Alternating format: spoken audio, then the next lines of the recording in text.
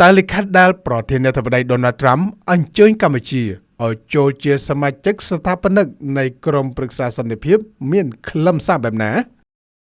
ប្រិមត្តទូទៅប្រកាសជាបានដឹងរួចមកហើយថាលោក Donald Trump បានផ្ញើលិខិតមកសម្ដេចធិបតីហ៊ុនម៉ាណែតអញ្ជើញឲ្យកម្ពុជាចូលរួមជាមួយក្រុមប្រឹក្សាសន្តិភាពដែលលោកផ្ដួចផ្ដើមបង្កើតឡើងប៉ុន្តែប្រហែលជាមិនទាន់បានដឹងពីខ្លឹមសារទាំងស្រុងនៅក្នុងលិខិតអញ្ជើញនោះទេជាការពិតណាស់កាលពីយប់ថ្ងៃពុធទី21ខែមករាឆ្នាំ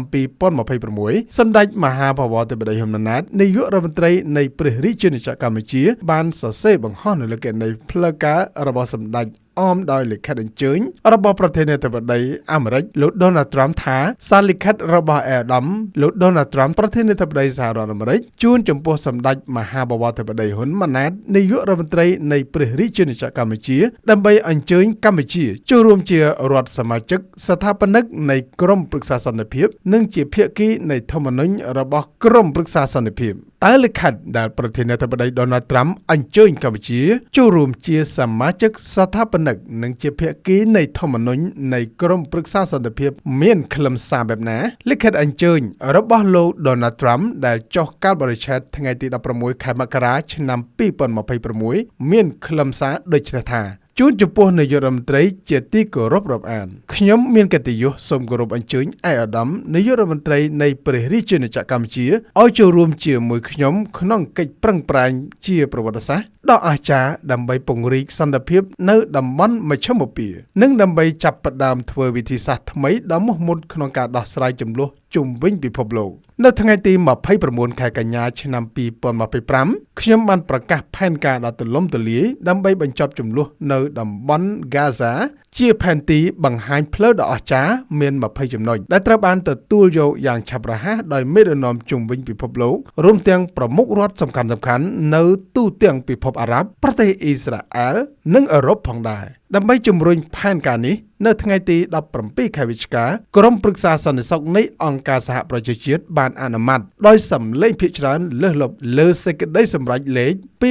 2803ដោយស្វាគមន៍និងគាំទ្រចក្ខុវិស័យនេះពេលនេះដល់ពេលដែលត្រូវប្រែក្លាយក្តីសុបិនទាំងនេះឲ្យទៅជាការពិតហើយនៅក្នុងចំណុចស្នូលនៃផែនការនេះគឺក្រុមប្រឹក្សាសន្តិភាពជាក្រុមប្រឹក្សាដ៏គួរឲ្យចាប់អារម្មណ៍និងសំខាន់បំផុតមិនធ្លាប់មានដែលនឹងត្រូវបានបង្កើតឡើងដើម្បីអង្គការអន្តរជាតិថ្មីនិងជារដ្ឋបាលគ្រប់គ្រងអន្តរកាលនិងសំខាន់បំផុតមិនធ្លាប់មានដែលនឹងត្រូវបានបង្កើតឡើងជាអង្គការអន្តរជាតិថ្មីនិងជារដ្ឋបាលគ្រប់គ្រងអន្តរកាលយើងនឹងខំប្រឹងប្រែងប្រមូលផ្ដុំប្រជាជាតិដ៏លេចធ្លោមួយក្រុមដែលត្រៀមខ្លួនរួចជាស្រេចដើម្បីរែកពុនទំនួលខុសត្រូវដ៏ថ្លៃថ្លាក្នុងការកសាងសន្តិភាពយូរអង្វែងជាកិត្តិយសមួយទុកសម្រាប់ប្រគល់ជូនអ្នកដែលត្រៀមខ្លួនរួចជាស្រេចដើម្បីដឹកនាំធ្វើជាគំរូគេហើយវិនិយោគដោយភាពឆ្លាតវៃលើអនាគតដ៏សុខសាន្តនិងវិបុលភាពសម្រាប់មនុស្សជំនាន់ក្រោយយើងនឹងធ្វើការកោះប្រជុំបណ្ដាដៃគូដ៏អស្ចារ្យនិងមានការបដិញ្ញាចិត្តខ្ពស់របស់យើង